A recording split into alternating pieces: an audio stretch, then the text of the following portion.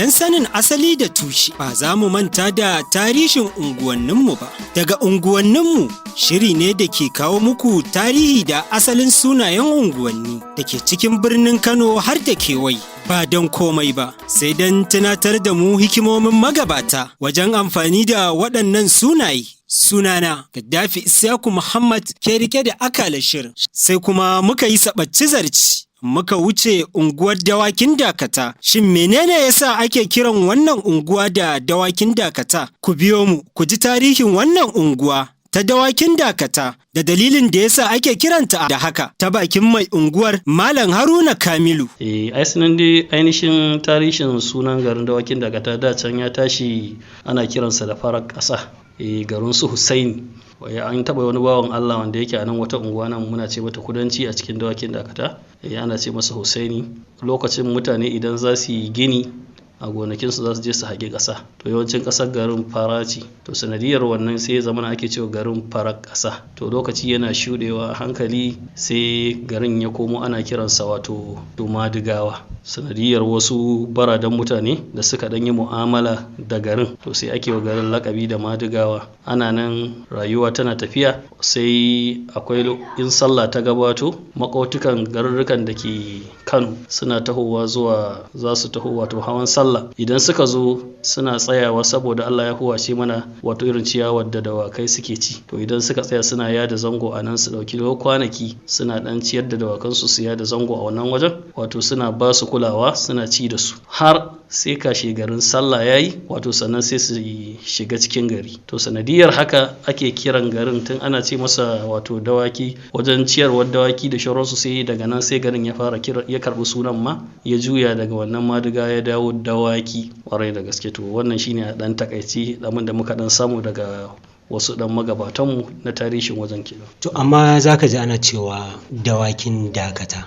Alakar Dawakin Dakata da kuma dawaki sai aka haɗe sunan unguwar sai kaga ya zama guda ɗaya. Ya alakar take da aka haɗe? Ka san ita Dawakin Dakata muna karkashin wato dagacin Dakata ne. To muna karkashin sa, sanadiyar wannan sai ya zama tun da karkashin sa muke, wannan sunan sai ya zama an faɗi Dakata sai ake danganta mu da Dawakin Dakata, kuma sannan wato dukkanin ma Dakata ward ne a yanzu halin da muke ciki kenan.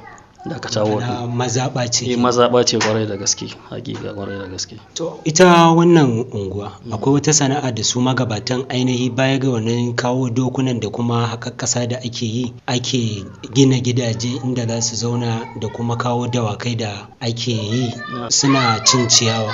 Babu wata sana'a da al'ummar wannan yanki suka gada? Wato mutanen garin nan gaskiya sun shahara wajen noma da kiwo sosai. Allah ya ba su wannan kwarai da gaske. Muna da manoma da kiwo. Akwai bangaren wasu daga cikin unguwar da wato masana gini ne, sun san harkar gini sosai, ko muna da 'yan kasuwa kwarai da gaske akwai su. To wanne shawara za ka ba wa al'umma ko kuma mutanen gari wajen ba ku haɗin kai domin tafi da mulki na gargajiya ko in ce na sarauta wanda za ka ga yanzu kusan an batta a baya? Abin da muke bukata gaskiya haɗin kai na al'umma, wato duk abin da zai zama ana son a ce an samu shugabanci, to sai kowa ya sako hannu a ciki, musamman da rayuwa yadda ta lalace, matsaloli iri-iri. In aka ce za ka ga matsala kawai ka kawo da kai bata shafe ka ba, to gaskiya ba za a taɓa samun ci gaba ba a cikin rayuwa. Amma idan ka ga matsala ta wane ta faru, to ya zama na wannan matsalar a ce taka ce da kuma ta 'yan garin ce baki daya. To inda aka samu haka, aka sa a samu haɗin kai sosai da sosai insha Allah. Kuma bangaren abin da ya shafi haɗin kai daidai gwargwado gaskiya muna da shi a nan unguwar. Muna da fahimtar juna, muna da ƙungiyoyi da suke samo ci gaba iri-iri, da kuma ƙungiyoyi abin da ya shafi na tsaro suna ba mu daidai gwargwadon haɗin kai insha Allah rabbi. Kun ji hikima ta magabata da dubara wajen sawa unguwa suna. Shin yanzu haka abin yake? Wannan tambaya ce da muka tura muku ku masu sauraro. Bara mu shakata da wannan, alabashi idan mun dawo ma ɗora.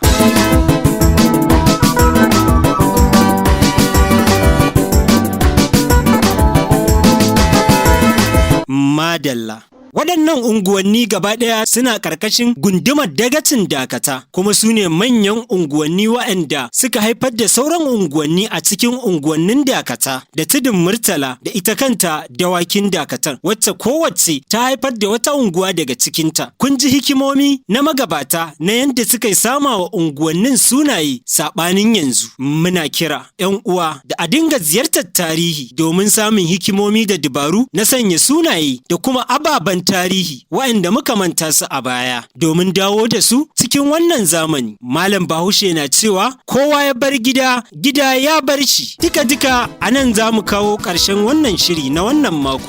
Ni Gaddafi Isyaku Muhammad da na shirya na gabatar nake cewa mu kasance wani mako na barku lafiya.